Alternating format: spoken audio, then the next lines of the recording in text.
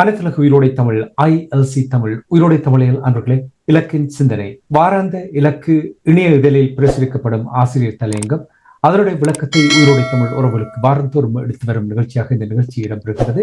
இங்கே கலையத்தில் எங்களோடு தமிழ் அறிஞர் மூத்த ஆய்வாளர் ஃபெட்மார் மாஸ்டர் அவர்களும் பொறியியல் ஆய்வாளர் அரசு அவர்களும் இணைந்து விளக்கத்தை தரும் நிகழ்ச்சியாக இந்த நிகழ்ச்சி இடம்பெறுகிறது. கலையத்தில் இருவரும் இணைந்திருக்கின்றார்கள். வணக்கம் மாஸ்டர் அவர்களே. வணக்கம் கலைஞானி. வணக்கம் வணக்கம் அரசு அவர்களே. வணக்கம் வணக்கம் மாஸ்டர். இன்றைய இலக்கின் சிந்தனை நிகழ்ச்சியில் மாவீரர் மாதத்தில் ஈழத்தமிழர் இறைமை பேணலும் ஒருமைப்பாடுமே மாவீரர் அரசியல் பண்பாடு என்பது தெளிவுறுத்தப்பட வேண்டும் என்பதுதான் இந்த வாரத்துக்கான ஆசிரியர் தலையங்கம் அமைகின்றது. நவம்பர் மாதம் வருகிறது சொன்னாலே 36 ஆண்டுகளாக ஈழத்தமிழர்களுக்கு மாவீரர்களை நினைந்து நவம்பர் 27ஆம் தேதி தாயகத்தினுடைய தேசிய நாளிலே மாவீரர்களுக்கான வீர வணக்கத்தை செலுத்துகின்ற அந்த மரபு செயற்பட்டு வருகின்றது. அந்த வகையிலே இப்பொழுது இருக்கின்ற உலக அரசியல் நிலைமையையும் கவனத்தில் எடுத்து இதை பற்றி ஒரு சிறிய ஆசிரியர் இலங்கத்தை எழுதலாம் நிற்கின்றேன். அமெரிக்க அரசு தலைவர் ட்ரம்பின் சீன அரசு தலைவருடனான தென்கொரிய மகாநாட்டு சந்திப்பு ஒரு வருட காலத்துக்கு அமெரிக்க சீன வர்த்தக போரை தற்காலிகமாக நிறுத்தி அமெரிக்காவின் சோயாவை சீனா இறக்குமதி செய்தல், அமெரிக்காவுக்கு அருமூலிகங்களை சீனா வழங்குதல், அமெரிக்கா சீனாவுக்கு அறிவித்துள்ள 57% வரி விதிப்பை 10% குறைத்து 47% நடைமுறைப்படுத்தல் போன்ற பொருளாதார வாய்ப்பாடுகளுடன் முடிவடைந்திருக்கின்றது. அதேவேளை அமெரிக்காவும் சீனாவும் பலமான வர்த்தக மோதல் ஒன்றுக்கான கால அவகாசத்தை உருவாக்கியுள்ளன என இந்த சந்திப்பு குறித்த ஆய்வாளர்கள் கருத்துக்களை வெளியிட்டு வருகின்றனர் என செய்திகள் தெரிவிக்கின்றன. இந்தியாவுடன் அமெரிக்கா நடத்தி வரும் வரி விதிப்பு பேச்சுக்கள் இரு நாட்டினருக்கும் சாதகமாக தொடர்கின்றது என்றும் செய்திகள் தெரிவிக்கின்றன.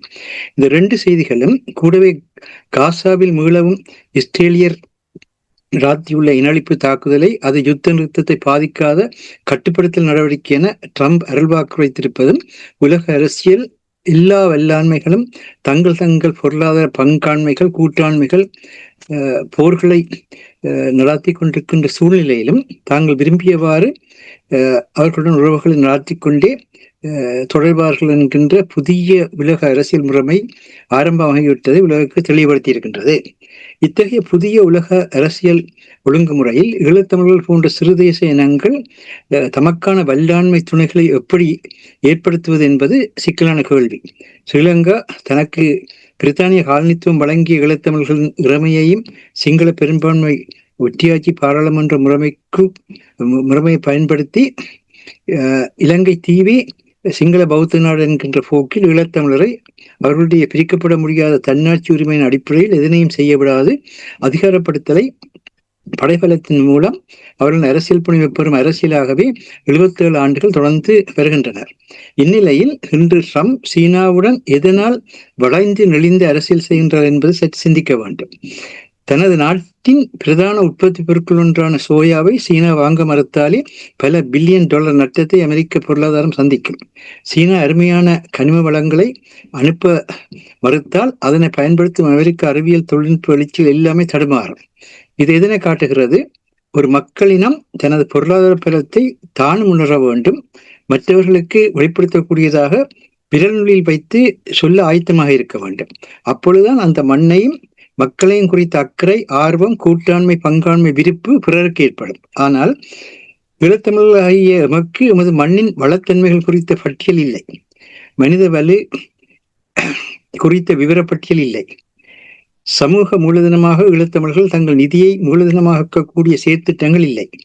செய்ய வேண்டியவற்றை செய்யாது விடுதல் என்பது பகைமையை விட பயங்கரமானது என்பதை ஈழத்தமிழர்கள் மனதிருத்த வேண்டும் என்பது இலக்கின் இவ்வாறு முதல் கருத்தாக இருக்கின்றது.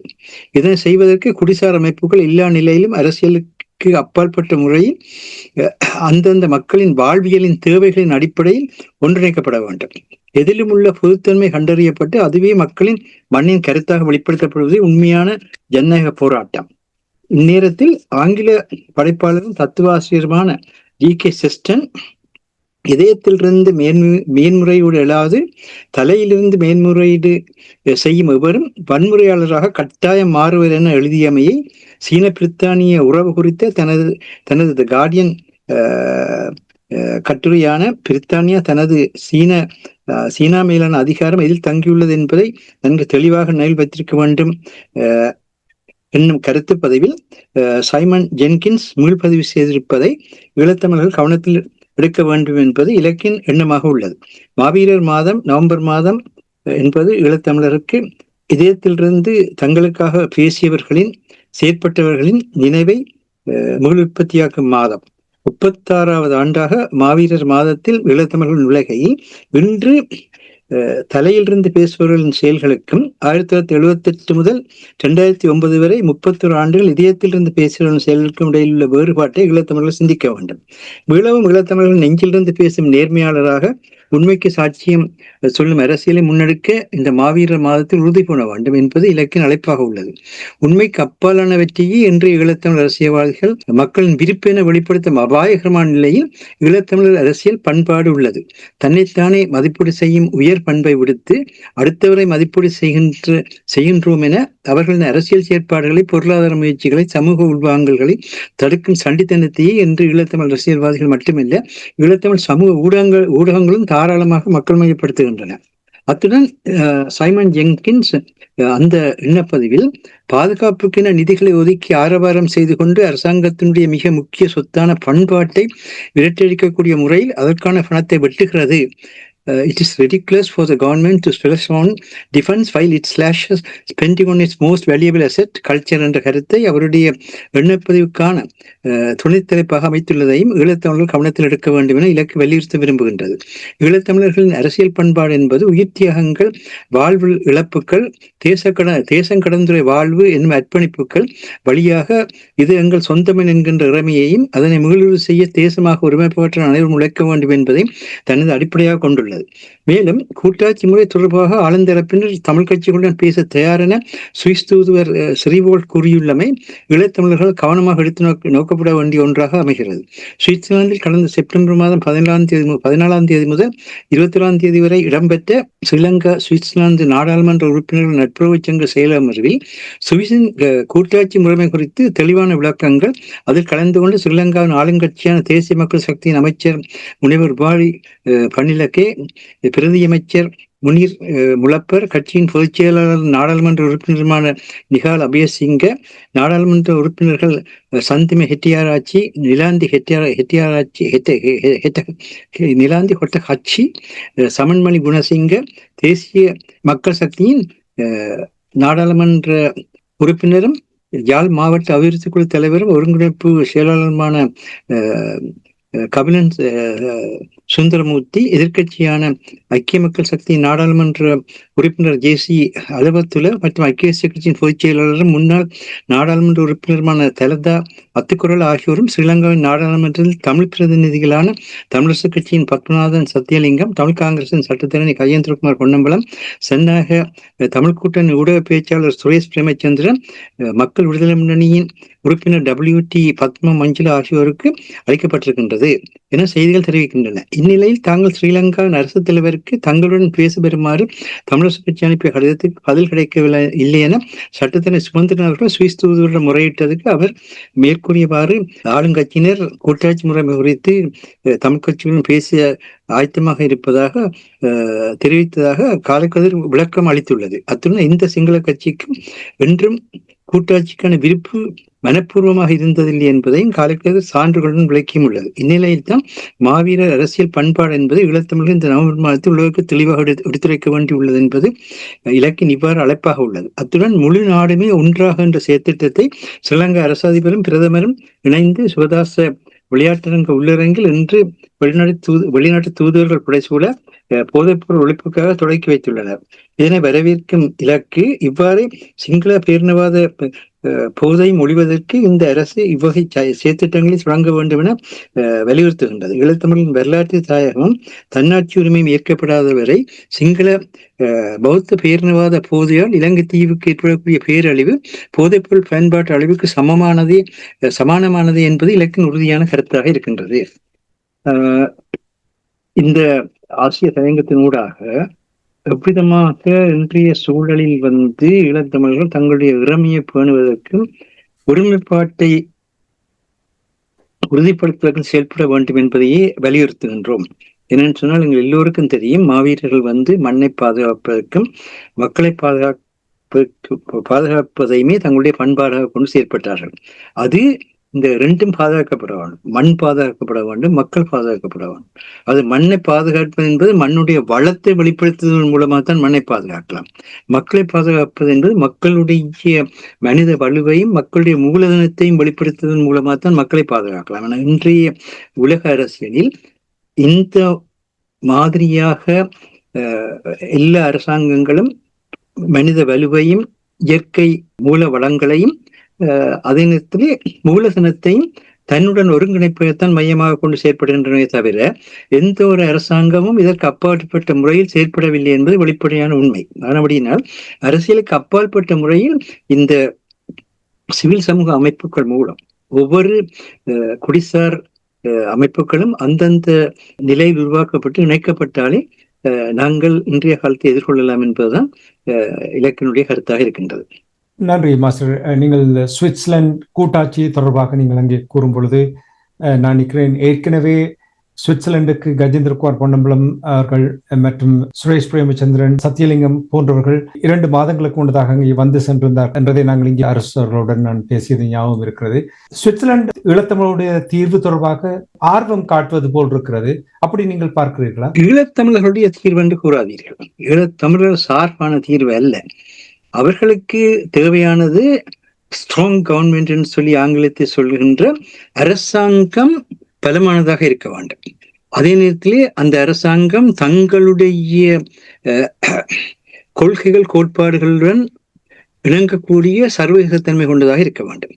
இதுதான் அவர்களுக்கு முக்கியம். அபிதமாக இருக்கின்ற பொழுது அந்த அரசாங்கத்தை பலப்படுத்துவதற்கு அந்த நாட்டுக்குள் காணப்படக்கூடிய பலவீனங்களை மாற்றியமைக்க வேண்டும் என்ற அடிப்படையில் தான் அவர்கள் செயற்படுகின்றார்கள். அவர்களுக்கு ஈழத்தமிழர்களுடைய தாயக வரலாறோ அல்லது வரலாற்று தாயத்தை அவர்கள் கொண்டிருக்கின்றார்கள் என்ற உணர்வோ அல்லது அவர்கள் ஈழத்தமிழர்களுக்கான ஒரு தன்னாட்சி உருவாக்க வேண்டிய விருப்பம் அவர்களுக்கு இருக்காது. அவர்களுக்கு தேவையும் இல்லை. அதை ஏற்படுத்த வேண்டியவர்கள் நாங்கள். ஏனென்றால் இந்த அரசாங்கத்தை அங்கிருக்கின்ற எல்லா எதிர்கட்சியினரையும் சேர்த்து கொண்டு வாருங்கள், நாங்கள் உங்களுடைய அரசாங்கத்தை ஒரு பலமான அரசாங்கமாக மாற்றுவதற்கு என்ன வழிகளை செய்யலாம் என்பதை பற்றி பேசுவோம் என்றுதான் எதிர்பார்ப்பார்கள். அதனால தான் நீங்கள் பார்த்தீங்கள் என்றால் இங்கு பாராளுமன்ற உறுப்பினர்கள் அல்லாதவர்களும் போயிருக்கிறார்கள், முன்னாள் பாராளுமன்ற உறுப்பினர்களும் போயிருக்கிறார்கள். இப்ப தனி பாராளுமன்ற நட்புறவு குழு சொன்னார்கள். கேட்டேன் என்ன காரணத்துக்காக நீங்கள் முன்னாள் உறுப்பினர்களும் சென்றிருக்கிறார்கள் சொல்லும் பொழுது என்ன காரணத்துக்காக இந்த கூட்டத்தை நடத்துகிறார்கள்? அது வெளிப்படையான ஒன்று. அதாவது சீனா இன்று ஆசியாவினுடைய ஒரு முதன்மை பொருளாதார நாடாக திகழ்கின்றது. ஆகவே சீனாவினுடைய பொருளாதார விரிவாக்கம் என்பது அந்த பிரதேசம் முழுவதையும் தனக்கு உள்வாங்கக்கூடிய அளவுக்கு பலமாக இருக்கின்றது. அதுடன் இந்தியாவும் சீனாவினுடைய அந்த தன்மை உணர்ந்து சீன இந்திய எல்லை பிரச்சனையில கூட அவர்கள் ஓரளவுக்கு தள்ளி வைத்துவிட்டு இந்த பொருளாதார கட்டமைப்பாக அவர்கள் உருவாக்கிய பிரேசில், ரஷ்யா, சீனா, இந்தியா, தென்னாப்பிரிக்கா சேர்ந்து உருவாக்கிய அந்த கட்டமைப்புக்கு அவர்கள் முக்கியத்துவம் கொடுப்பது வெளிப்படையான ஒன்று. விதமான ஒரு சூழலில் இலங்கை ஒரு முக்கிய இந்து மக்களில் ஒரு முக்கிய இடத்தில் இருக்கின்றது, பொருளாதார பாதையில் இருக்கின்றது. ஆகவே அந்த பொருளாதார பாதையில் இருக்கின்ற அந்த இலங்கையினுடைய புவியியல் முக்கியத்துவம் எல்லா நாடுகளுக்குமே முக்கியமானது. எப்பொழுதுமே சுவிஸ் ஐரோப்பிய ஒன்றியத்தில் இல்லை. அதே நேரத்தில் சுவிஸ் எந்த ஒரு நாட்டையும் சார்ந்த நாடாக இருப்பதில்லை. ஆனால் பொது தன்மையில் மேற்குலக அமெரிக்க அரசியல் சார்ந்ததாகத்தான் சுவிஸினுடைய செயற்பாடு இருக்கும் என்று ஐரோப்பிய கண்டத்துக்குள் இருக்கின்றார்கள். ஐரோப்பிய கண்டத்துக்குள் இருக்கின்ற அந்த தன்மையின் அடிப்படையிலே அவர்களுடைய செயற்பாடு அப்ப எப்பொழுதுமே ஒரு தாங்கள் நேரடியாக செயற்படுவதற்கு சுவிஸ், நோர்வே போன்ற நாடுகளைத்தான் இந்த வல்லாண்மை நாடுகள் பயன்படுத்துவது வெளிப்படையான ஒன்று. அது பல பேச்சுவார்த்தைகள் கூட நாங்கள் கண்டிருக்கின்றோம். அந்த வகையிலே சுவிஸை அங்கே சுவிஸும் ஜெர்மனும் இந்த இடத்துல மிக முக்கியமான பங்களிப்பை செய்து கொண்டிருக்கின்றது என்பது பலருக்கும் தெரியும். இந்த ஜெர்மன் தூதுவர் நேற்று கூட ஒரு செவ்வியில சொல்லியிருக்கின்ற பணம் முதலீட்டை தேடி அலைந்து கொண்டிருக்கிறது, இலங்கையில் எல்லா விதமான தன்மைகளும் இருக்கின்றது, சட்டத்தின் ஆட்சி இருக்குன்னு சொல்லியிருக்கிறார். அதிசயமான ஒரு சொல்லு, சட்டத்தின் ஆட்சி அங்கு இருக்கின்றது. ஆகவே இங்கு எல்லோரும் முதலிடலாம். ஆனால் நீங்கள் இந்த நிலம் வாங்குவதற்குரிய அந்த தடைகளை நீங்கள் நீக்காதிருப்பதனால்தான், வெளிநாட்டுக்காரர் வாங்குவதற்கு இருக்கின்ற தடைகளை நீக்காதிருப்பதால் தான் பிரச்சனை இருக்குன்னு சொல்லி அதை சொல்லுகின்ற பொழுது சட்டத்தின் ஆட்சி அங்கு சிறப்பாக இருக்கின்ற ஒன்றை கூறுகின்றார்கள். ஆக இவர்கள் அங்கு என்ன நடந்தது இவர்களுக்கு தெரியாமல் அல்ல. ஆனால் எப்பொழுதுமே ஆட்சியில் இருப்பவர்களை ஆளும் கட்சி உலக நாடுகள் தங்கள் கைக்குள் வைத்திருக்கத்தான் பார்ப்பார்கள். இந்த அவர்களுக்கு முக்கியம் அந்த நாட்டினுடைய இயற்கை வளமும் மனித வளமும் அந்த நாட்டினுடைய மூலதனமும் தான் முக்கியம், வேறொன்றுமே இல்லை. ஆகவே அதனை செய்யக்கூடியதாக சட்டத்தன்மையை கொண்டிருப்பது சட்ட ஆட்சியாக இருக்கின்ற ஒரு அரசாங்கம் தான் அதை கொண்டிருக்கு. நாங்கள் இவ்விதமாக பேச போற இடத்தில் எங்கள் பிரச்சனைகளை சொல்லி இருக்க வேண்டும். ஆனால் சுவிஸ்ல நடந்த பேச்சுவார்த்தையிலே ஈழத்தமிழர்களுக்கு கூட்டாட்சி வழங்குகின்ற தன்மை சிங்கள கட்சிகளுக்கு இல்லை என்று யாருமே கூறியதாக இதுவரை எந்த செய்தியும் வரவில்லை. அந்த வரலாற்றை அவர் சொல்லவில்லை. அது மட்டும் இல்லை, மாவீரர்களுடைய எங்களின் சொந்தமன் சொல்லி நிலநிறுத்துற தன்மையும் நாங்கள் தேசமாக மாறணுன்ற தன்மையும் இந்த கூட்டாட்சி மறுப்பாடு தான் வந்தது என்பதையும் கூட அவர்கள் சொல்லவில்லை. இங்கு யாரில் பிழை இருக்கிறது?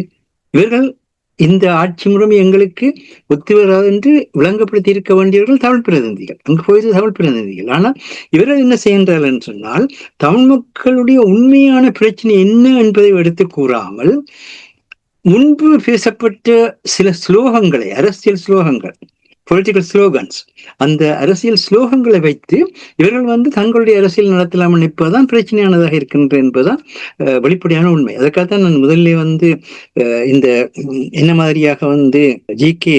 செஸ்டன் அவர்களுடைய கூற்றுக்களையும் அதை அடிப்படையாக வைத்து சைமன் ஜென்கின்ஸ் கார்டியன் பத்திரிகையிலே பதிவிட்டவற்றையும் கூட எடுத்து கூறணும். ஏன்னு சொன்னால், எவருமே உங்கள் தலையிலிருந்து பேசாதீர்கள். தலையிலிருந்து பேச வலிக்கிட்டீர்கள் என்றால் உங்களுடைய தேவைகளுக்கு ஏற்ற மாதிரி மக்களை பற்றிய தவறான கருத்துக்களை தான் கொடுப்பீர்கள்.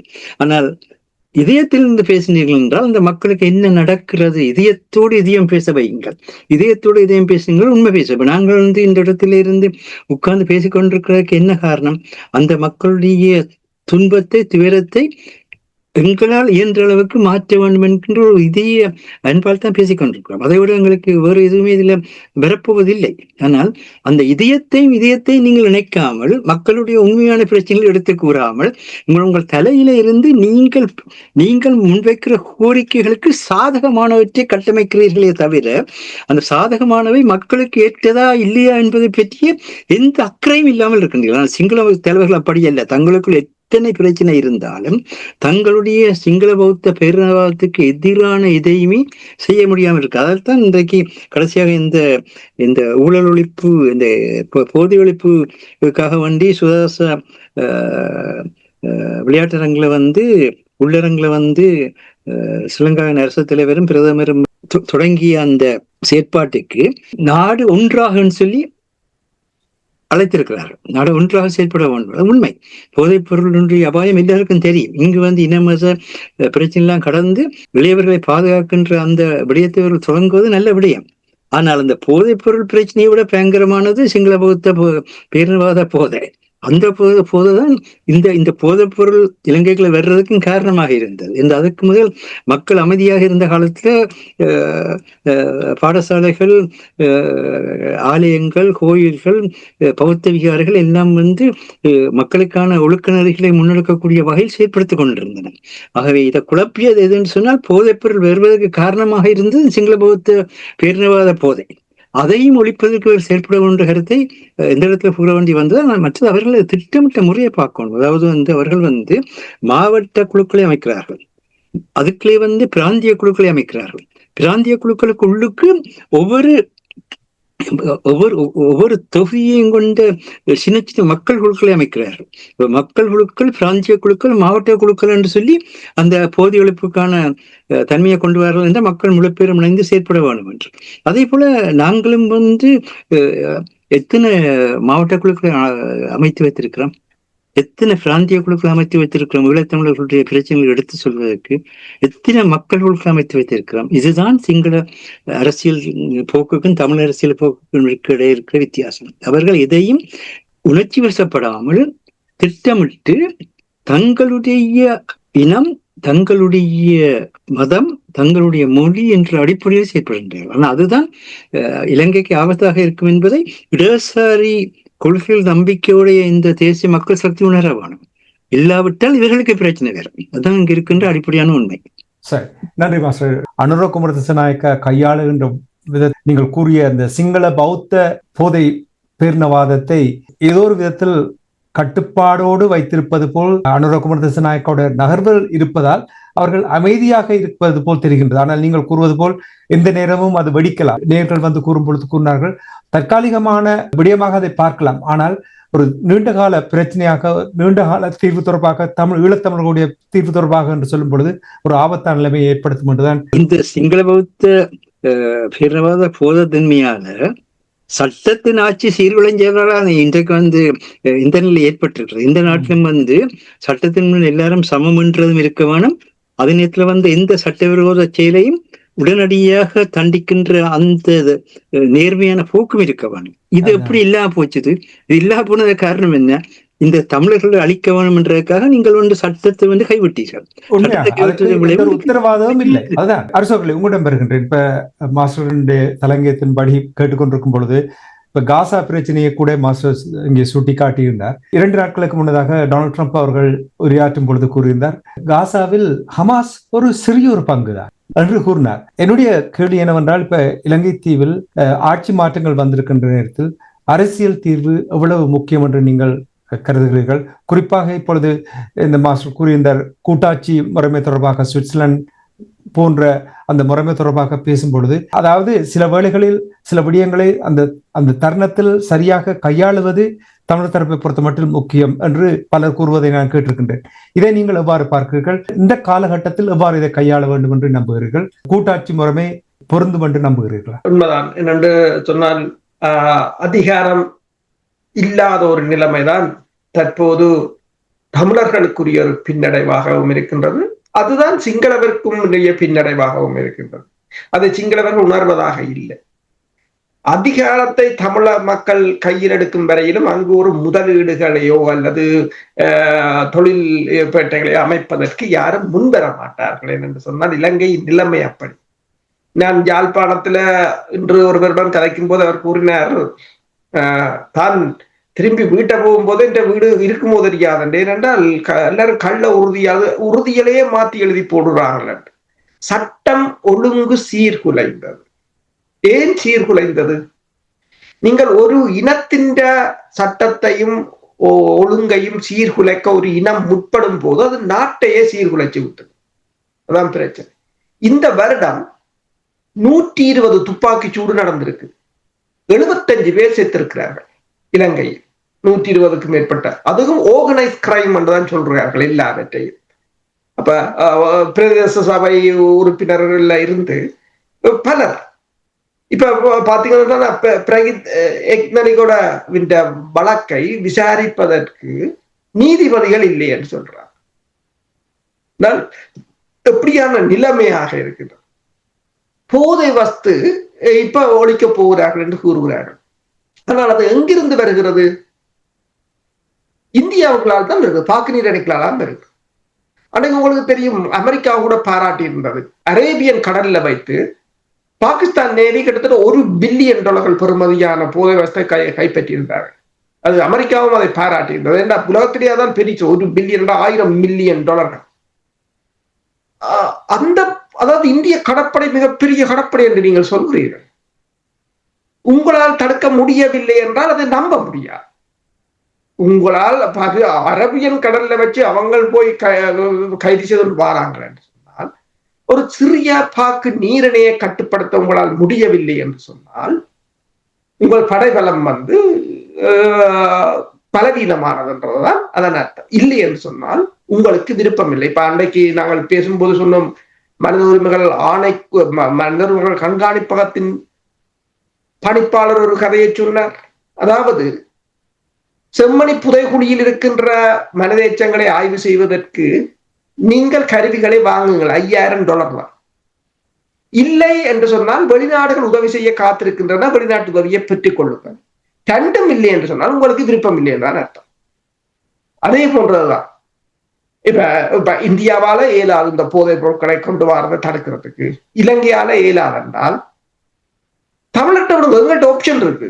ஏன்டா இப்ப ட்ரம்ப பாருங்க, அங்க வெனிசுலாவில போய் அங்க கிட்டத்தட்ட இது ஒரு 6வது படகா அடிச்சுட்டாங்க, 24 பேர் செத்துருக்குறாங்க.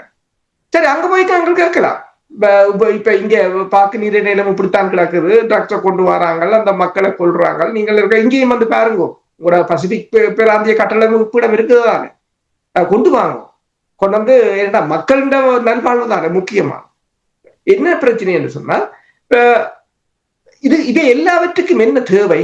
எங்களுக்கு ஒரு அதிகாரம் என்னென்று செய்வை. இப்ப தமிழிடம் என்றது என்னென்று இப்ப பல நாடுகளை நீங்கள் எடுங்கள், பல நாடுகளை இப்ப ஏன் பிரித்தானியாவில் இருக்கிற நாடுகளை பாருங்கள், படிப்படியாக ஒவ்வொரு அதிகாரங்களுக்கால போய்கொண்டிருந்தாங்க.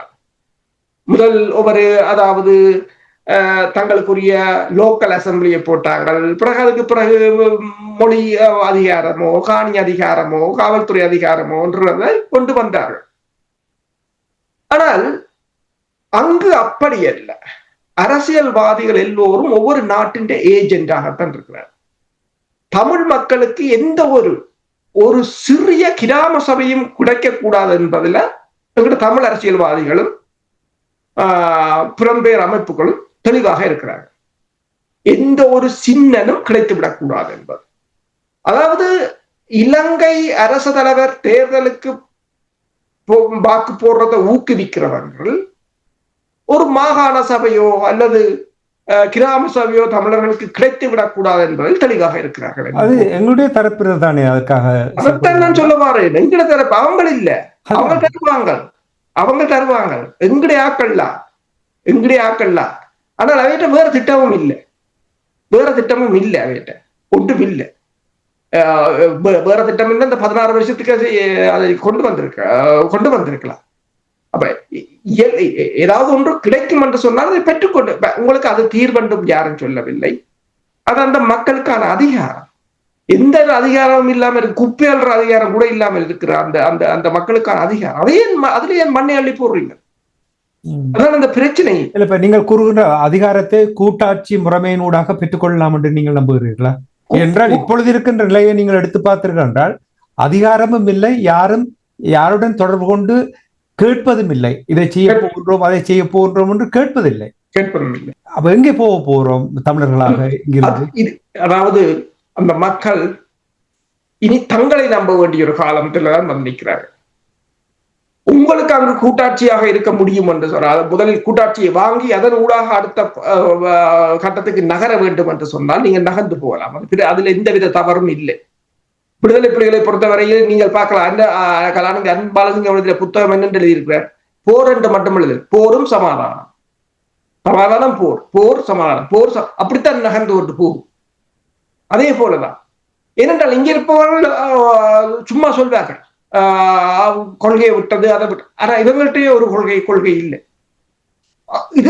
இதுகளை நம்பிக்கொண்டு அந்த மக்கள் இருக்கிறதையும் இழந்து அனாதரவா நிற்க முடியாது. இப்ப நீங்கள் இதுக்கு முதலே காட்சி ஒன்று கேட்க சொன்னீர்கள், இப்ப முஸ்லீம் மக்கள் கூட யாழ்ப்பாணத்துக்கு வந்து விட்டார்கள். இன்னும் கொஞ்ச நாளையில விகிதாசாரமே மாறிவிடும். நாளைக்கு இப்ப இருக்கிற 6 நாடாளுமன்ற உறுப்பினர்கள் நாளைக்கு 3 முஸ்லீமும் 3 தமிழர்களாக வந்துவிடும். அப்படியான ஒரு நிலைமைக்கு வந்துவிடும். இலங்கை அரசும் இந்திய அரசும் அதைத்தான் தெளிவாக செய்கிறார். பிரச்சனை என்னவென்றால் இந்த விடயங்களை தெரிந்து கொண்டும் எந்த ஒரு நடவடிக்கையும் எடுக்காமல் இருப்பது என்ன பலனை தரப்போகிறது?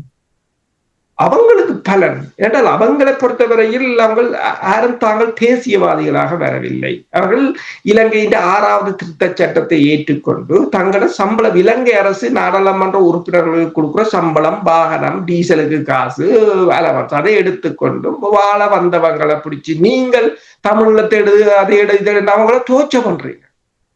சுத்தியமா நான் சொன்னால் அவங்கள் ஒரு உல்லாசமா வாழ வந்த இப்ப தமிழ் நாடாளுமன்ற உறுப்பினர்கள் ஊழல்களை தெரியுதா? இப்ப நீங்கள் இந்த சோசியல் மீடியா வழியை பார்க்கலாம்.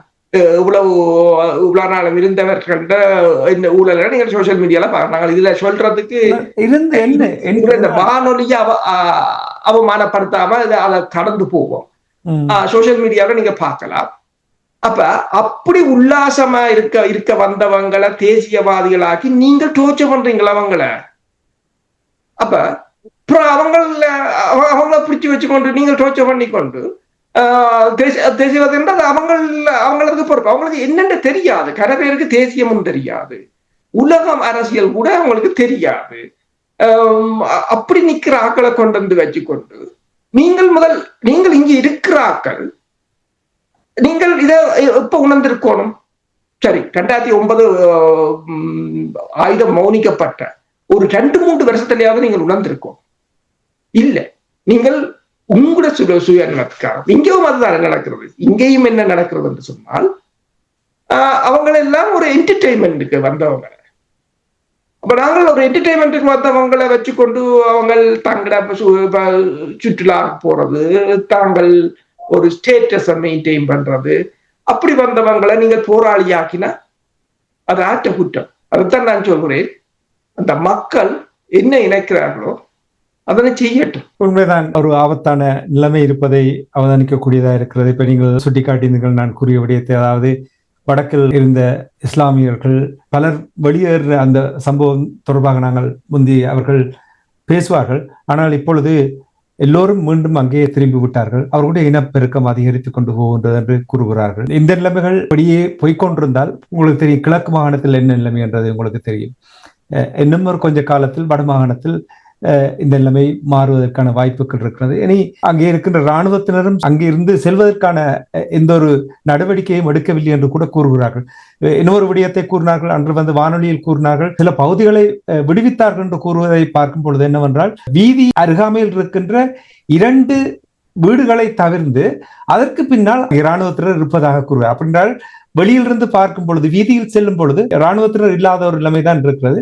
ஆனால் உண்மையாக அங்கே இருக்கிறார்கள் என்று இதை சுட்டிக்காட்டி அன்று வானொலியில் கூட வந்து கூறியிருந்தார்கள். தொடர்ந்து நாங்கள் இந்த கேட்கின்ற கேள்வி என்னவென்றால், தமிழர்கள் இங்கிருந்து எப்படி நகர்ந்து செல்ல போகிறோம்? அதிகாரம் இல்லை, சரியான திட்டம் இல்லை. இப்ப மாஸ்டர், நீங்கள் உங்களிடம் வருகின்றேன். இப்ப குடிசார் அமைப்புகள் என்று நீங்கள் கூறும்பொழுது அது கட்டாயம் தேவையான ஒரு நிலைமை.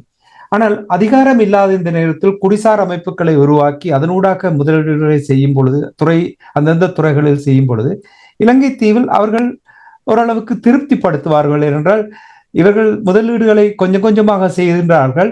ஒரு இனமாக வாழ்வதற்கான வகையில் தான் அவர்களுடைய பேச்சுக்கள், நடத்தைகள் எல்லாம் இருக்கின்றது. அப்படி என்று தமிழர்களுடைய தீர்வு தொடர்பாக என்ன நிலைமை? முதல்ல மனிதம் என்பதை தெளிவாக புரிந்து கொள்வோம். அதாவது உலகத்துல ஒவ்வொரு மனிதனுக்கும், அவன் ஏழையாக இருக்கலாம், பணக்காரனா இருக்கலாம், அல்லது படித்தவனா இருக்கலாம், படிப்பில்லாதவனா இருக்கலாம், அவன் அடிமைப்பட்டவனாக கூட இருக்கலாம். ஆனால் தன்னைத்தானே விடுவிக்கிற அந்த ஆற்றலும் பிறரை விடுவிக்கிற ஆற்றலும் ஒவ்வொரு மனிதனிலும் இருக்கிறது. உலகத்தினுடைய வரலாற்றை எடுத்து பார்த்தீங்களா என்றால், உலகத்துல வரலாற்றுல மாற்றங்கள் எல்லாம் ஏற்பட்டது ஒரு தனி மனிதனுக்கான ஏற்படும். முறைமைகள் இருக்கும், ஆனா அந்த முறைமைகள் மாற்றப்பட்டது என்பது எப்பொழுது பார்த்து என்றாலும் ஒரு தனி மனிதனுக்காக தான் வரும். அந்த தனி மனிதன் எப்பயும் ஒன்றும் இல்லாமல் இருந்தான் தோன்றியிருப்பான். இப்ப இயேசுநாதர் வரலாற்று எடுத்தீங்களோ, இயேசுநாதர் மிகவும் பர்மப்பட்ட ஒரு விதமான அதிகாரம் இல்லாத நிலையில் தான் அவருடைய வாழ்வு தொடங்குது. ஆனால் இன்றைக்கு 2000 வருஷத்தை கடந்து நிற்கிற அளவுக்கு அந்த கருத்தியலும் அந்த வாழும் நிலைபெறத பாக்குறோம். அதே மாதிரியத்தான் நீங்கள் யாரு எடுத்தாலும் கூட அவர்கள் தங்களுடைய ஒரு நல்லாக்க சிந்தனையை தொடங்குகின்ற பொழுது அவர்களிடத்துல நாங்கள் எதிர்பார்க்கிற மாதிரி எல்லாம் கிடைச்ச நிலையில ஒரு நாள் மனிதன் செயற்படுறது இல்லை. ஆனா அந்த மனிதனுக்கு உறுதி இருக்க வேண்டும், எனக்கு முன்னால இருக்கின்ற வரலாற்றை மாற்றுகிற வரலாற்றை என்னால் உருவாக்க முடியும். இதுதான் பேராசிரியர் செத்துமி அவர்கள் அடிக்கடி சொல்கின்ற விஷயம். உனக்கு முன்னால் இருக்கின்ற வரலாற்றினுடைய ஒடுக்குமுறைகளை, அடக்குமுறைகளை மாற்றியமைக்க என்னால் முடியும் என்கின்ற அந்த தன்மை இருந்தால்தான். என்னால் முடியும் என்றால் மனிதத்துவத்திலிருந்து எல்லாம் உருவாகும். என்னால் முடியாதுன்னு சொன்னால் அத்தனையும் இல்லாம போகும். அது ஒன்று. இரண்டாவதாக, இந்த விடுதலை என்பதை பற்றி வருகின்ற பொழுது அந்த மண் விடுவிக்கப்பட்டால்தான் அந்த மண்ணில இருக்கிற எந்த மொழி பேசுகிறவராக இருந்தாலும் சரி, எந்த மதத்தை சேர்ந்தவராக இருந்தாலும் சரி, எந்த இனத்தை சேர்ந்தவராக இருந்தாலும் சரி வாழலாம். மண் அடிமைப்பட்டு அந்த மண்ணில இருக்கிறவர்களுடைய வளம் சுரண்டப்பட்டு, அந்த மண்ணில இருக்கிற உழைப்பு சுரண்டப்பட்டு, அந்த மண்ணில இருக்கிறவர்களுடைய வாழ்வே சுரண்டப்படுற ஒரு நிலை இருக்குமாக இருந்தால் மொழியோ மதமோ ஒன்றுமே செய்ய முடியாது. ஏன்னு சொன்னால் மொழியாக இருந்தாலும் சரி, மதமாக இருந்தாலும் சரி, இனமாக இருந்தாலும் சரி, நீங்க வாழ்ற வாழ்க்கையில உங்களோட வாழ்வு தங்கி இருக்கு. அந்த வாழ்வு தங்கி இருக்கிற நிலத்தில, அந்த வாழ்வு தங்கி இருக்க நீங்க வாழ்ற காலத்துல. அதனால்தான் தொல்காப்பியம் தெளிவாக சொல்லிச்சது முதலெனப்பட்ட நிலமும் பொழுதும். ஆன காரணத்தினால்தான் தேசிய விடுதலை போராட்டம் மண் மீட்பு போராட்டம் என்றுதான் நடத்தப்பட்டது. அந்த மண்ணில் வாழ்ந்து கொண்டிருக்கின்ற சிங்கள மக்களும் உங்களோட நேரத்தில் வாழ்ந்து கொண்டு தான் இருந்தார்கள், முஸ்லிம் மக்களும் வாழ்ந்து கொண்டு தான் இருந்தார்கள், மலைய மக்களும் வாழ்ந்து கொண்டு இருந்தார்கள், எல்லோரும் இருந்தார்கள். ஆனால் மண் விடுவிக்கப்படுமாக இருந்தால் அவ்வளவு பேரும் வாழ்றதுக்கான தன்மை வேறும். மண் ஒடுக்கப்படுமா இருந்தால், மண்ணுடைய வளம் இழக்கப்படுமா இருந்தால் அவர்களுக்கு பிரச்சனை வரும். இதுதான் அடிப்படையான ஒன்று. அந்த நிலைமையில் தான் இப்பொழுது இருக்கின்றோம். ஒரு கட்டத்திலும் இல்லை, ஒரு கட்டத்திலும் மண்ணை, அதாவது நெல்சன் மண்டேலா, காந்தி போன்ற எல்லாருமே சொல்வார்கள், ஒரு மனிதன் தன்னளவில் தான் விடுதலையானவன் என்கின்ற உணர்வு இருக்கின்ற வரை எந்த ஒரு அணுசக்தியாலும் கூட அவனை அடக்க முடியாது. தன்னளவில் தான் விடுதலையானவன் நிலை இருக்க வேணும். அதை விட்டு தான் சார்ந்து வாழ வேண்டும், நான் இன்னொரு சார்ந்து வாழ வேண்டும், இன்னொரு கட்சி தான் வந்து எனக்கு செய்ய வேண்டும், இன்னொரு அரசு தான் வந்து எனக்கு செய்ய வேண்டும், இன்னொரு நாடு தான் வந்து எனக்கு செய்ய வேண்டும் என்று சார்பில்லைக்கு போறதான் பிரச்சனை வர்றது. தன்னளவிலேயே வாழ்கின்ற மக்கள், இப்ப நீங்க சிங்கள மக்கள் எடுத்து நோக்கினீங்களா என்றால், பிரித்தானிய பேரரசு உருவாகி வளர்ந்து வந்த காலத்துல சிங்கள சமுதாயமே இல்லாமல் போகக்கூடிய அளவுக்கு பிரச்சனை இருந்தது. மொழி இழக்கப்படுற நிலை இருந்தது, மதம் இழக்கப்படுற நிலை இருந்தது. அந்த நேரத்தில் உங்களோட மொழியை பேணுங்கள், உங்களோட மதத்தை பேணுங்கள் சொன்னது யார்? தமிழர் தான் சொன்னார்கள். யாழ்ப்பாண காங்கிரஸ் தான் போய் சொல்லியாச்சு.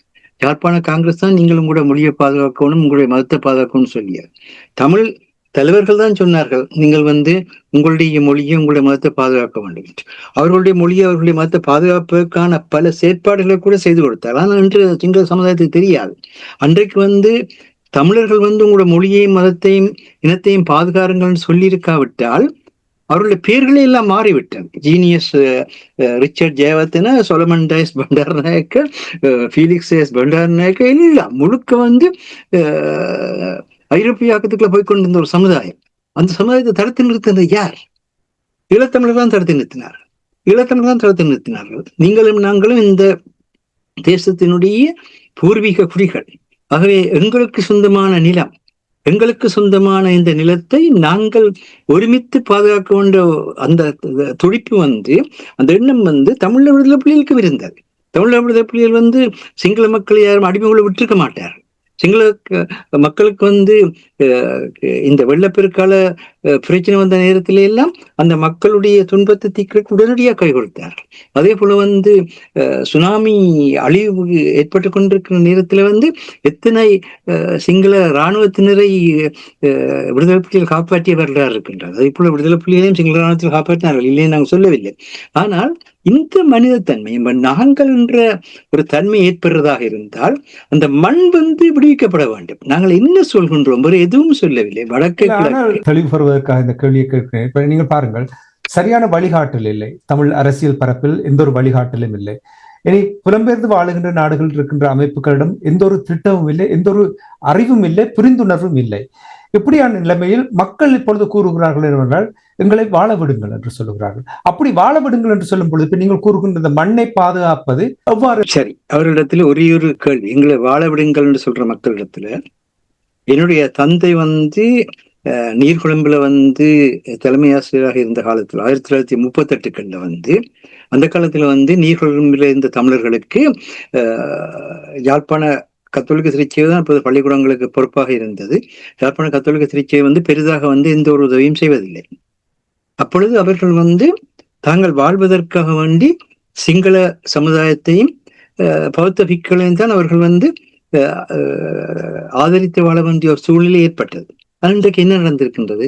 அந்த அவ்வளவு ஆயிரக்கணக்கான மக்களும் இன்றைக்கு சிங்கள மக்களாக மாறி இருக்கிறார்களே தவிர, அங்கு நீர்கொழும்புல இன்றைக்கு தமிழர்களுக்கு ஒரு அடையாளம் இல்லை. இதே தன்மையை எங்களுடைய மக்கள் உணர வேண்டும். நீங்கள் உங்களுடைய நாளாந்த வாழ்க்கைக்காக நீங்கள் சூழ்நிலைக்கு ஏற்ற மாதிரி நீங்கள் ஆதரித்து வாழ்வது தவறில்லை. ஆனால் அந்த தவறானது உங்களுடைய இருக்கையே இல்லாமல் பண்ண முடியும். அது மட்டும் இல்லை, அப்படி போனதுக்கு பிறகு ஒரு மனிதன் தன்னுடைய ஆற்றல் இழக்கின்ற பொழுது மற்ற மனிதன் நிச்சயமாக இந்த மனிதன் அடிமைப்படுத்துவான். அந்த விரட்டு ஆற்றல் இல்லை. ஆற்றல் இல்லா போகின்ற பொழுது நிச்சயத்தையும் செய்யலாம் நினைப்பார்கள். இப்ப அந்த எல்லாம் வந்திருக்கிறது. அதாவது தமிழ் மக்கள் தங்களுடைய ஒருமைப்பாட்டை, அதுக்காகத்தான் இறைமையும் ஒருமைப்பாடும் பற்றி கழித்தோம். நாங்கள் எங்களுடைய ஒருமைப்பாட்டை நாங்கள் கட்டி காத்திருந்தோமா இருந்தால் இந்த ஆயுத போராட்டத்தினுடைய பின்னடைவு ஒரு குறித்த காலத்தில் மாறி இருக்கும். ஏனென்றால் இவர்கள் ஒரு சக்தியாக இருக்கின்றார்கள். இவர்கள் ஆயுதத்தால் எதுவும் செய்ய முடியாது. இன்றைக்கு ஹமாஸ் எடுத்தீர்கள் என்றால், ஹமாஸ் ஆயுத போராட்ட குழு. அவர்கள் என்ன சொல்கின்றார்கள்? எங்களுடைய அரபு சகோதரர்களும் சரியா சர்வதேச கட்டமைப்புகளும் கொண்ட ஒரு எங்களுக்கான ஒரு பாதுகாப்பு பகுதியை நீங்க உருவாக்கினால்தான் நாங்கள் ஆயுதத்தை ஒப்படைப்போம். இது இன்றைக்கு இருக்கிற பிரச்சனை. அவர்கள் என்ன சொல்றாரு? மக்களுடைய பாதுகாப்பு எங்களுடைய ஆயுதத்தின் கையில் தான் இருக்கிறது. நாங்கள் ஆயுதத்தை ஒப்படைப்பதாக இருந்தால் நீங்கள் அந்த பொறுப்பை எடுங்கள். அது எங்களுடைய அரபு சகோதரர்களாக இருக்கணும். அவர்கள் இஸ்லாமிய மக்கள், அரபு சகோதரர்கள் என்ற சொல்ல பயன்படுத்து. ஆனா அதையும் ஜோர்தான் மன்னர் ஏற்றுக்கொள்ளவில்லை. ஜோர்தான் மன்னர் சொல்ற சர்வதேச படைகளை கொண்டு நிறுத்தினார் நிலைமை மேலும் மோசமாகும் என்ற கருத்தை சொல்றார். சில வேளை அவர் அமெரிக்காவுக்கு ஆதரவாக சொல்றதும் தெரியாது என்று அவர் அமெரிக்கா சார்புடையதான் ஜோர்தான் அரசு. ஆனா சொல்றதுல உண்மையும் இருக்கிறது. ஆனா என்ன பிரச்சனைன்னு சொன்னால், எங்களுக்குள்ள நாங்கள் ஒற்றுமை இனமாயிருப்பதுதான் பிரச்சனை ஒழிய வேற எந்த ஒரு பிரச்சனையும் தமிழனுக்கு இல்லை. தமிழர்கள் ஒற்றுமையாவார்களா இருந்தால், அதாவது நாங்கள் தமிழர் என்ற உணர்வு எங்களுக்கு செயல்பாடாக வேணும். வாயால காய்ச்சி கொண்டு இன்றைக்கும் கூட என்ன நடக்கிறது, அதான் கடந்த ஆசிய தலையங்கத்தில் கூட சுட்டி காட்டினோம். அதாவது வேறுபாடுகள், உடன்பாடின்மைகள் மனித வாழ்வினுடைய இயல்பு. ஒரு நாளும் எல்லாரும் வேறுபடாம உடன்பட்டு கொண்டிருக்க மாட்டோம். வேறுபாடுகள் உடன்பாடின்மைகள் வரும்.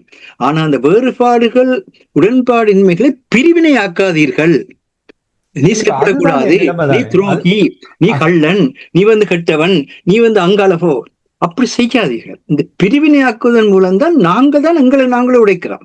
எங்களை நாங்கள் உடைச்சு ஏன் விடுதலை புலி இயக்கம் பலம் பொருந்திய இயக்கமாக மாறினதுக்கு பிறகு விடுதலை புலி இயக்கத்தால் அங்கிருந்த முன்னைய போராளி குழுக்களையோ அல்லது முன்னைய போராளி குழுக்களுடைய குடும்பங்களையோ அவர்கள் தடை செய்யக்கூடிய வல்லமையுடன் இருந்தார்கள். ஆனால் அவர்கள் அப்படி செய்யவில்லை. அதற்கு மாறாக அவர்கள் எந்த அளவுக்கு அவர்கள் அந்த வாழ்வில் பங்கெடுக்க இயலுமோ அந்த அளவுக்கு பங்கெடுக்கக்கூடிய முறையில தான் வளர்த்து கொண்டு வந்தார்கள். ஆனால் இராணுவம் அவர்களை சிலரை தவறாக பயன்படுத்தின காரணத்தினால் தண்டனை வழங்க வேண்டிய சூழ்நிலைகளும் வந்தது. அது வேற விஷயம். இன்றைக்கு இந்த அக்டோபர் 32 வரைக்கும் 2 மிகப்பெரிய தன்மைகள் அக்டோபர் 31 இருக்குது. ஒன்று பண்டார வன்னியனை தோற்கடித்ததன் மூலமாக எங்களுடைய இறமையை முற்றுமுழுதாக பிரித்தானிய அரசாங்கம் தன்னுடையதாக 1832 எடுத்துக்கொண்ட நாளும் இந்த அக்டோபர் 31 தான். அதே மாதிரியாக பாரிய இடப்பெயர்வு நடந்தது இந்த அக்டோபர் 31 தான். ஆனா இந்த பாரிய இடப்பெயர்வு நடந்த பொழுது அந்த பாரிய இடப்பெயர்வு எதற்காக நடந்தது? பலாலியில் இருந்து சிங்கள இராணுவம் மக்கள் கூடாக தாக்குதல் நடத்தி கொண்டு யாழ்ப்பாணத்தை கைப்பற்றுவதற்கான எல்லா திட்டங்களும் நிறைவேற்றப்பட்டிருந்த நிலை. மக்கள் ஆதரவற்ற நிலையில் இருக்கின்றார். அவ்வளவு மக்களையும் பாதுகாப்பதற்குரிய மிகப்பெரிய படைபலத்தை கொண்டதாக தேசிய விடுதலை போராட்ட அமைப்பு இல்லை. அந்த நேரத்தில் அவர்கள் என்ன செய்தார்கள்? மக்களை பத்திரமாக கொண்டு ஒரு இடத்துல நிறுத்திவிட்டு நாங்கள் பலாலியிலிருந்து தொடங்க இருக்கின்ற அந்த தாக்குதலை எதிர்கொள்வோம் என்கின்ற பின்னணியில் தான் நடந்தது. அதை அப்படியே கைவிட்டு விட்டார்கள். அந்த எதற்காக நடந்தது என்பதை அபிதமாக நடந்து சாவகச்சேரி மற்றும் தேசிய விடுதலை போராட்ட அணி சாவகச்சேரி மட்டும் முன்னேறி கொண்டு வந்த நிலையில் எந்த நாட்டினுடைய தடையினால் அவரை அத்துடன் நிற்க வேண்டி வந்தது என்பது உலகிற்கு வடிவாக தெரியும். அது மாத்திரமில்லை, அதுல நிற்கின்ற பொழுது மற்ற நாடுகளிடமிருந்து இவர்களை அளிக்கக்கூடிய ஆயுதங்களை பெற்றுக் கொடுத்த நாடுகளும் என்ன என்பதும் தெரியும். ஆகவே பலாலியை கைப்பற்றுவதுடன் யாழ்ப்பாண அரசுடைய எல்லைகள் எல்லாம் தமிழ் விடுதலை புலிகளுக்குள் வந்திருக்கும் வடக்க பொறுத்த மட்டும். அது நடைபெறாதவா தடுக்கப்பட்டதனால் தான் மிகுதியான பிரச்சனைகள் எல்லாம் வந்தது. ஆனால் தொடங்கிய நோக்கம் உண்டு. இன்றைக்கு என்ன சொல்கின்றார்கள், மக்களை ஈரக்கம் இல்லாமல் இடம்பெயர்ந்து போய் சொன்னவர்கள். இன்றைக்கு யாழ்ப்பாணத்தில் இருக்கிற ஒரு பத்திரிகை உண்டு, ஆசிரியர்கள் எங்கு மொழி வைத்திருக்கிறது என்னன்னு சொன்னால், ஏதோ மக்கள் மக்களோட துன்பம் மிக பெரியது, யாருமே அது இல்லைன்னு சொல்லவில்லை, பாடின்றி பட்டம் இல்லைன்னு சொல்வது. அது மாதிரி எவ்வளவு தூரத்துக்கு துன்பம் பெறுதோ அவ்வளவு தூரத்துக்கு தான் துன்பத்தை கடக்கிற ஆச்சலும் பெறும், அது வேற விடயம். ஆனால் என்ன பிரச்சனைன்னு சொன்னால், உண்மையா பேசுங்க. அதுக்காக கொஞ்சம் உண்மையா பேசுங்க. ஒரு ஒரு ஒரு செயற்பாடு செய்யறோம், அந்த செயற்பாடு செய்ய இல்லாமல் போயிருக்கலாம், அது தடைபறைக்கலாம் செயற்பாடு தடைப்படுது. என்ன காரணத்துக்காக தடைப்பட்டது உண்மையை பேசுங்கள். உண்மையை பேசுவதை விட்டுட்டு எப்பயுமே ஒவ்வொருவரும் தங்கள் தேவைகளுக்கு சாதகமாக. இதில் தான் லெனினுடைய கருத்து மிக முக்கியமாக இருக்கிறார். லெனினிடத்திலே சொன்னார், இழப்பதற்கு எதுவும் இல்லை என்ற நிலை இருக்கின்ற பொழுதுதான் ஒரு மனிதன் உண்மையான புரட்சியாளராக மாறுவான். இதுதான் மிக முக்கியமான விஷயம். அதாவது நாங்கள் எங்களுக்கு இருக்கிறவற்றை கட்டி காக்க வேண்டும், எங்களுக்கு இருக்கிறவற்றை பேண வேண்டும். அந்த எல்லாமே இருந்தது. போராட்டம் நடந்த காலத்தில் அவ்வளவு திட்டத்தோடு அந்த மண்ணை பாதுகாக்க வேண்டும், மக்களை பாதுகாக்க வேண்டும், அப்படி இருந்தது. ஆனால் இப்போ அது மக்களை பொறுத்த விஷயம். இது நான் சொல்றேன் தனிப்பட்ட நிலையில ஒருவர் தன்னுடைய சொத்தை, தன்னுடைய புகழை, தன்னுடைய அதிகாரத்தை பாதுகாக்க வேண்டும் என்று நிற்கின்ற பொழுது அவரால் கடைசி மட்டும் புரட்சிகரமான எந்த ஒரு சிந்தனையும் உருவாக்க முடியாது. அது மக்கள் சார்ந்தலாக வரைக்கும் அது மண்ணுக்குரியாது. அங்க யாருமே தேசிய விடுதலை போராட்டத்துல முன்னணியில் நின்ற எந்த தலைவர்கள் என்று தங்களுடைய இழப்பை மக்களுக்கான சொத்தாக மாற்றாமல் இன்றைக்கு அதுல சுகம் கண்டிருக்கிறார்கள். யார் சுகம் கண்டார்கள்? தேசிய விடுதலை போராட்டத்துக்கு முதல்நிலை தலைவர்களில் யார் அவர்களுக்கான சுகத்தை கண்டார்கள்? அவர்கள் தங்களுடைய வாழ்வையே மக்களுக்காக அர்ப்பணித்தார்கள் என்பது மிக முக்கியமான உண்மை. அந்த அர்ப்பணிப்பில் போராட்ட அழுத்தம் காரணமாக பல மனிதத்துக்கு எதிரான செயல்கள் கூட இடம்பெற்றிருக்கலாம். அதுக்கு அவர்கள் என்ன சொன்னார்கள்? இந்த போராட்டம் முடிவடைகிற நேரத்தில் அதற்கான ஒரு விசாரணை கமிஷனை அமைப்போம், அந்த விசாரணை கமிஷனில் நீங்கள் உங்களுக்கான நீதியை பெற்றுக்கொள்ளுங்கள்னு சொன்னார்கள். ஏனென்றால் ஆயுத போராட்டம், இன்றைக்கு ஆயுத போராட்டம் இல்லை. இப்ப இருக்க பிரச்சனை என்னென்றால், ஆயுத போராட்டம் இல்லாம ஜனநாயக வழிகளால் போகின்ற பொழுது எல்லாரையும் இணைத்து, எல்லாருடைய ஆற்றலையும் இணைத்து, அதே நேரத்தில் அந்த ஆற்றல் மண்ணுக்கும் மக்களுக்கும் எதிராக மாறுபடாமல் உரையாடல்கள் மூலமாக வழிநடத்தப்பட வேண்டும். நீங்கள் வெறுட்டுறதாலேயோ தடை செய்கிறதாலேயோ செய்ய முடியாது. அந்த நிலை இல்லை. இப்ப அதற்கான சூழ்நிலையும் பெறாது. அப்படியான நிலையில் இருக்கின்ற பொழுது இப்பொழுது நீங்கள் உரையாடல்கள் மூலம் நீங்கள் கருத்து பெருமைகளை செய்து வளர்ச்சியை வளர்த்து கொண்டு போகாவிட்டால் பகைமைகள் கூடுகின்ற பொழுது பல்குழுவும் பால் செய்யும் உட்பகையும் வேந்தலைக்கும் கொள்குறும்பும் இல்லது நாடு என்று அந்த தன்மை பெறும். அதாலதான் இந்த பிரச்சனை. நீங்க சொல்வா போல மண்ணுக்கும் பலம் இருக்கிறது, மக்களுக்கும் அறிவுப்பலமும் இருக்கிறது, நிதிப்பலமும் இருக்கிறது.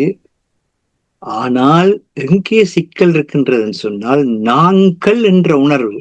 அந்த குணம் எழுதிய அந்த கவிதை, நான் சாகலாம், நீங்கள் சாகலாம், நாங்கள் சாகக்கூடாது, 3 வரியில சொன்னாங்க மிகப்பெரிய தத்துவத்தை. நான் சாகலாம், ஒன்றைக்கு ஒண்ணு நான் சாகத்தான் போறேன். நீங்கள் சாகலாம், நீங்கள் ஒன்றைக்கு ஒண்ணு சாகத்தான் போறீங்க.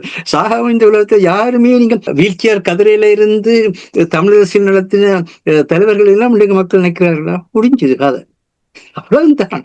அப்ப என்ன சொல்றேன்டா, நான் சாகலாம், நீங்கள் சாகலாம், அது நியதி. ஆனால் நாங்கள் சாகக்கூடாது, தமிழர்கள் சாக முடியாது. தமிழர்களோட நீங்க இருந்தீங்கள் என்றால் தமிழர்கள் உள்ளவரை நீங்கள் வாழ்வீர்கள். அதெல்லாம் தேசிய தலைவர் என்றும் வாழ்கின்ற ஒருவர். அந்த தேசிய தலைவர் என்றும் வாழ்கின்ற ஒருவர் என்ற அந்த எண்ணம் இல்லாமல் தேசிய தலைவருக்கு விளக்கு கொடுத்துறதையும் பார்க்கிறோம். அவருடைய அறியாமையும் புரியக்கூடியதாக இருக்கிறது. எவ்விதமாக ஒரு மனிதன் மரணத்தை வென்ற மனிதர்களுக்கு நீங்கள் மரணத்தை காட்டுகின்ற ஒரு சந்ததியாக மாறின தன்மை என்ன? மரணத்தை வென்ற மனிதர்களுக்கு மரணம் இல்லாத மனிதர்களும் என்று இந்த மண்ணில் தோன்ற வேண்டும் என்று வைரமுத்து பாட்டளியினர். இந்த மரணம் இல்லாத மனித குலத்தை கொண்டு தங்களுடைய வரலாறு. அதாலதான் ஒரு தேசிய மாவீரர் நாள், ஒரு தேசிய நாள், ஒரு மாவீரர் நாள். அந்த ஒரு நாள்லயே எல்லாருக்குமான அந்த வணக்கத்தை செல்கின்ற ஒரு தன்மை இருந்தே தவிர அதில் ஒருவருக்கு தரம் உயர்வு, ஒருவருக்கு தரம் குறைந்ததுன்னு சொல்லி எந்த மாவீரர் தினத்திலேயாவது யாராவது ஒருவருக்கு விசேஷ மரியாதை அளிக்கப்பட்ட வரலாறு இருக்கிறதா?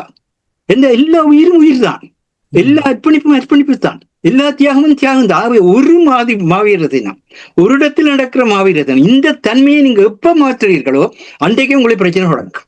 என்ன நீங்கள் வந்து அன்றைக்கு நீங்க மண்ணையும் மக்களையும் வந்து அந்த மக்களுடைய இறமையையும் இல்லாம பண்ணுவீங்க, மக்களுடைய ஒருமைப்பாட்டையும் இல்லாம பண்ணுவீங்கள். இதற்கு அதான் இதுல வலியுறுத்துறோம். அதாவது மாவீரருடைய பண்பு என்பது எங்களுடைய மண், அதான் இறமை. எங்களுடைய மக்களுக்காக நாங்க உயிரை கொடுக்கிறோம். மாவீரர்கள் யாருக்காக உயிரை கொடுத்தார்கள்? அவர்களுக்கு தந்தை இருக்க இல்லையா, தாய் இருக்க இல்லையா, கணவன் இருக்க இல்லையா, மனைவி இருக்க இல்லையா, பிள்ளைகள் இருக்க இல்லையா? அவ்வளவு பெரிய இழந்து உங்களுக்காக உயிரை தந்த ஒரு சந்ததி, மரணத்தை வென்ற சந்ததி செய்வது அவர்களுக்கு வந்து மாவீர தீபம் ஏற்றது அந்த ஒளி, அந்த இருளை அகற்றட்டும் என்ற ஒளிய சோகம் கொண்டாடியவர்களா மாவீர தீபம் ஏற்றின வரலாறு கிடையாது.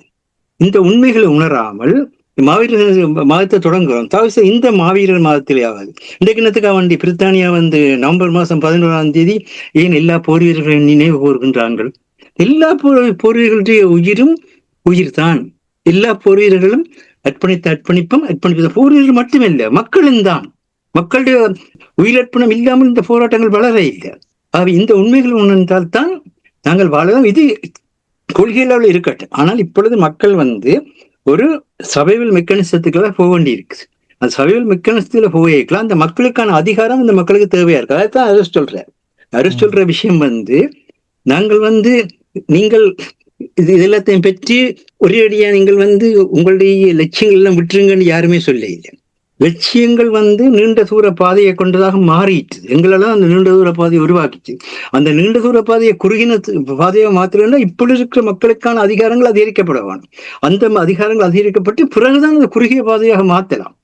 விளங்குதா? ஆகவேதான் இந்த இடத்துல முக்கியம் என்னென்றால் மாகாண சபையை நாங்கள் எல்லாருமே எதிர்க்கிறோம். அது கட்டமைப்பு இப்படியான என்று எங்களுக்கு தெரியும். ஆனா மாகாண சபையின் உண்மை வடிவம் என்ன? மாகாண சபை யார் உருவாக்கினது? அதாவது இவர்களுக்கு தெரியுமா? மாகாண சபையை கொண்டு வந்து பார்த்தசாரதி தான் இந்திரா காந்தியால் அனுப்பப்பட்ட பொழுது ஏஆர் ஜெயவர்தனாவிடம் ஒரு வருஷமாக 83 84 மட்டும் வந்து இலங்கைக்கான பல வருகைகளை செய்ததற்கு பிறகு இந்த மாகாண சபையை வந்து உருவாக்கியது. ஆகவே இந்திய வழிகாட்டல்ல மாகாண சபை உருவாக்கப்பட்டது என்பது எல்லாருக்கும் தெரியும். அதை அவர்கள் உருவாக்கியே அது வந்து அவர்கள் இந்திரா காந்தி காலத்தில் அதை உருவாக்கியல வந்து அதுல கொஞ்சம் அதிகார பரவலாக்கள் வரக்கூடிய முறையை உருவாக்கினார்கள். ஆனா ஜிஆர் ஜெயவர்தனா இந்திய இலங்கை ஒப்பந்தத்தின் மூலமாக சிங்கள அரசாங்கத்துக்கு ஏதாவது ஒன்று நடந்தால் முதல்ல இந்தியாவிடத்திலேயே நாங்கள் வருவோம், நீங்கள் தான் எங்களுக்கு எல்லாம், உங்களை தாண்டித்தான் நாங்கள் வேறு நாடுகளுக்கு போவோம் என்று அந்த உடன்படிக்கை செய்ததன் மூலம் நேரடியாக இல்லாத இந்தியாவினுடைய ஒரு மாநிலமாகவே ஸ்ரீலங்காவை மாற்றிக்கொண்டார். இந்தியாவுடைய மாநிலத்தில் இருக்கிற ஸ்ரீலங்கா நடைமுறையில் அதை செய்த இந்திய இலங்கை ஒப்பந்தம். அதுக்கு பிறகு அந்த மாகாண சபை என்பது பெரும் நிர்வாக நிதி பெறவலாக்களுக்கு பயன்படுத்தப்படுது.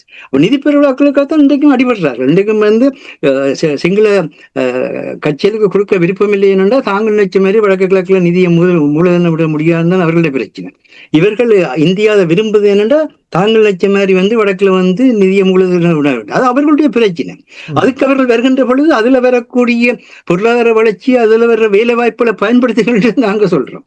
எந்த ஒன்றும் உங்களுக்கு எதிராக கட்டமைக்கப்படுகிற பொழுது கூட அந்த ஒன்றை உங்களுக்கு நன்மையானதாக மாற்றுவதுதான் மனித தன்மை. அதான் மனிதனுக்கு மிருகத்துக்கும் இருக்கிற வித்தியாசம். மிருகத்தை தாக்கினீங்கன்னா அது பாயும் இல்லாட்டி ஓடும், ரெண்டு தான் செய்யும். மனிதன் அப்படி அல்ல. மனிதன் வந்து தனக்கு வரக்கூடிய எந்த ஒரு எதிர்ப்பு தன்மையையும் தன்னுடைய மூலப்பழத்தை கொண்டு மாற்றலாம். அதற்கான ஆற்றலும் எங்களுடைய இருக்கின்ற என்பதுதான் சமய நம்பிக்கைகள். அதற்கு நான் வேற இல்லை. இது இந்த உண்மையை உணர்கின்ற பொழுது இந்த அதிகாரம் இல்லை என்பதை பற்றி பேச வேண்டிய அவசியம் இல்லை. அதிகாரம் ஒவ்வொரு மனிதனும் அதிகாரம்தான். ஒவ்வொரு ஈழத்தமிழனும் தாய்மண்ணினுடைய சொத்துக்கள் தான். ஒவ்வொரு குழந்தையும் எங்களுடைய சொத்துக்கள் தான். அவைகளாக வாழ்வதற்குரிய அதிகாரங்களை பெறட்டும்.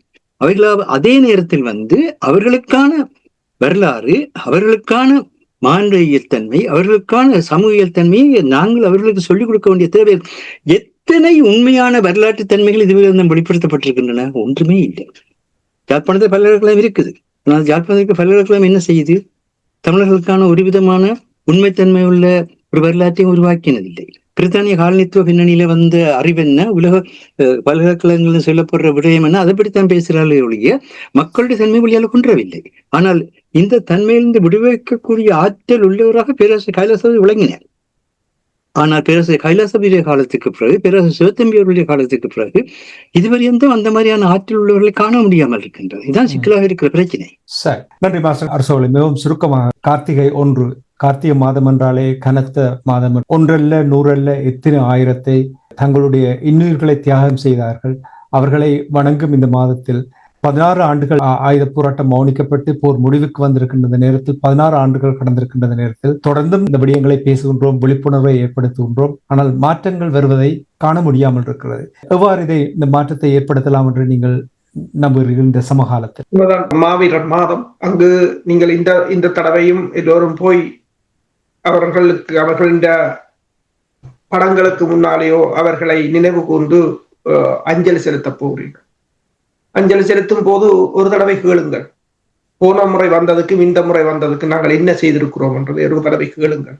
நீங்கள் இந்த போராட்டம் முடிவடைந்ததை நீங்கள் பார்த்திருப்பீர்கள். இப்ப நீங்கள் என்ற ஒரு கேள்வி கேட்டீர்கள், ஹமாஸ் ஒரு சிறிய என்று ட்ரம்ப் கூறினார் என்றது.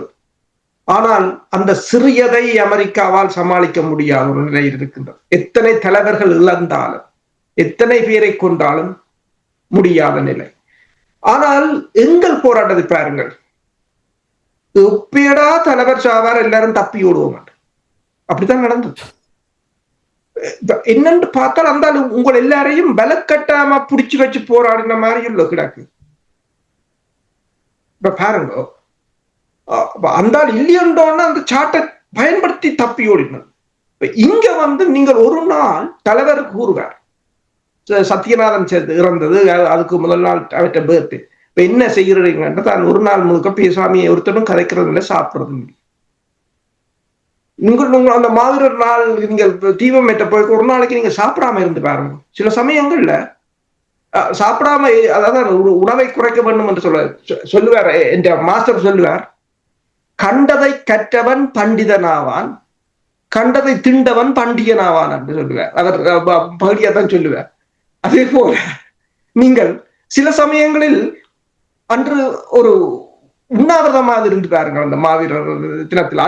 அன்றைக்காவது சில சமயங்களில் உங்களுக்கு ஏதோ அந்த வயிற்று பசி வரும்போது ஆவது உங்களுக்கு நாங்கள் ஒற்றுமையாக இருக்க வேண்டும் என்ற ஒரு சிந்தனை வரும். அதுக்குத்தான் தலைவர் அப்படி இருந்தாரோ தெரியாது. நான் என்ன கூறுகிறேன் என்று சொன்னால், சரி, ஓடினதோ வந்ததோ நின்றதோ அதுகள் எங்களுக்கு பிரச்சனை இல்லை, அது உங்களுடைய சொந்த விருப்பம் என்று சொன்னால், போராட்டம் என்பது நீங்களாக விரும்பி, நீங்களாக உங்கள் தியாகத்தின் ஊடாக, அர்ப்பணிப்பின் ஊடாக செய்யப்பட வேண்டியது உண்டு. யாரையும் கட்டி வச்சு இழுத்து பிடிச்சு போராடுறதுன்றது நடக்காத காரியம். அது அது உங்களுடைய மனம் நீங்கள் வர வேண்டும். சரி, நீங்கள் அதைத்தான் நான் கூறுகிறேன். இந்த தடவை நீங்கள் ஒன்றை யோசியுங்கள், நான் என்னத்தை செய்து விட்டு வந்தீங்க நிற்கிறேன், எனக்கு இதில் நிக்கிறதுக்கு தகுதி இருக்கா?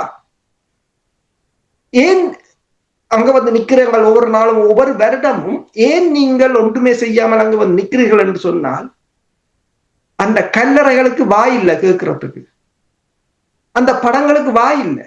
அது வாய் இருந்தால் அதை கேட்கும். அப்ப அதுதான் உங்களுக்கு ஒரு சாதகமாக இருக்கிறது. அற்புதம், நீங்கள் கூறுவது சரி. அதாவது அங்கே படங்களுக்கு முன்னால் குறிப்பாக அமைப்புகள் இருப்பவர்கள் என்றால் அவர்கள்தான் மக்களை பிரதிநிதிப்படுத்துகிறார்கள் என்று கூறுகிறார்கள். அவர்கள் இந்த கேள்வியை தங்களிடம் கேட்க வேண்டும், கடந்த ஆண்டில் என்ன செய்திருக்கின்றேன் என்று. பலர் சொல்லுவார்கள், நாங்கள் செய்பவற்றை எடுத்து சொல்வதற்கு பயங்கரவாத தடை சட்டம் உலகம் முழுக்க இருக்கிற தடையால எங்களால் பேச முடியாமல் இருக்குன்னு சொல்பவர்களை கண்டிருக்கிறோம். ஆனால் நாங்கள் கேட்கிற கேள்வி என்னவென்றால், மாவீரர்களையே பயங்கரவாதிகள் என்று சொல்கின்ற இந்த பயங்கரவாத சட்டத்தை ஸ்ரீலங்காக்கு வெளியால வாழ்ந்து கொண்டிருக்கிற இந்த நாடுகளில் நீக்குவதற்கு நீங்கள் என்ன செய்தீர்கள்? நீதிமன்றத்தில் போய் வழக்காடுறதுல ஒரு பிரயோசனம் இல்லை. நீதிமன்றத்துக்கு மக்களுடைய அழுத்தம் வந்தால்தான் நீதிமன்றம் மாறும். மக்களுக்கிடையே இந்த மாவீரர்களுடைய தன்மையை, இந்த மாவீரர்கள் இவ்வளவு பெரிய தியாகங்களை செய்தார்கள், இவ்வளவு பெரிய அர்ப்பணிப்புகளை செய்தார்கள் என்று நாங்கள் வாழ்ந்து கொண்டிருக்கிற நாடுகளுடைய சாதாரண மக்களுக்கு எத்தனை பேருக்கு தெரியும்? எத்தனை பேருக்கு தெரியும்? எந்த ஒரு தேசிய பத்திரிகையில் நாங்கள் வாழ்ந்து கொண்டிருக்கிற இன்றைக்கு பலஸ்தீனத்தில் ஒன்றுன்றோன்னா இங்கே போராடுறவர் முழுக்க பலஸ்தீனம் அல்லாதவர்கள் தான் போராடுகிறார்கள், இந்த அவர்கள் தங்களுடைய கருதுகிறார்கள். ஆனால் இந்த மாவீரர்களுடைய தன்மையை நாங்கள் வெளிப்படுத்தவில்லை, தேசிய தலைவருடைய பெருமையை நாங்கள் வெளிப்படுத்தவில்லை. தேசிய தலைவர் என்று பேசிக்கொள்வோமே தவிர, ஆனால் அதற்கு பயங்கரவாத தடை சட்டம் தடையாக இருக்கணும். அந்த பயங்கரவாத தடை சட்டத்தை அகற்றுவதற்கு என்ன செய்கிறோம்? உலகம் முழுக்க தமிழர்கள் இருக்கிறோம். என்ன செய்கிறோம்? நீங்க பயங்கரவாத தடைச்சட்டத்தை அகற்றுவதற்கு நீங்க செய்கின்ற செயற்பாடுதான் மாவீரர்களுக்கான தீபத்தை ஒளிமயம் உள்ளதாக எல்லாரும் ஏற்றுவதற்கான வழியாக மாறும். நன்றி. இத்தோடு நாங்கள் இன்றைய இலக்கின் சிந்தனை நிகழ்ச்சியின் கொண்டு வர வேண்டும், பிரதான செய்திகளுக்கு செல்ல வேண்டும். நிகழ்ச்சியில் பங்கெடுத்த தமிழ் அறிஞர் மூத்த ஆய்வாளர் ஃபெட்மார் மாஸ்டர் அவர்களுக்கும் போரியல் ஆய்வாளர் அரசு அவர்களுக்கும் நன்றி கூறி தனாஞானி இந்த நிகழ்ச்சியை கொண்டு வருகின்றேன். நன்றி, வணக்கம் மாஸ்டர் அவர்களே. நன்றி, வணக்கம் அரசு அவர்களே. நன்றி. எமது பார்வையாளர்களுக்கு வணக்கம். மக்களின் குரலாய் ஓங்கி ஒலிக்கும் இலக்கு மின்னிதழ் மற்றும் உயிரோடை தமிழ் வானொலி ஆகிய இவ்விரு ஊடகங்களும் உங்களைப் போன்ற எமது நேயர்கள் நண்பர்களின் ஆதரவிலேயே இயங்கி வருகின்றன.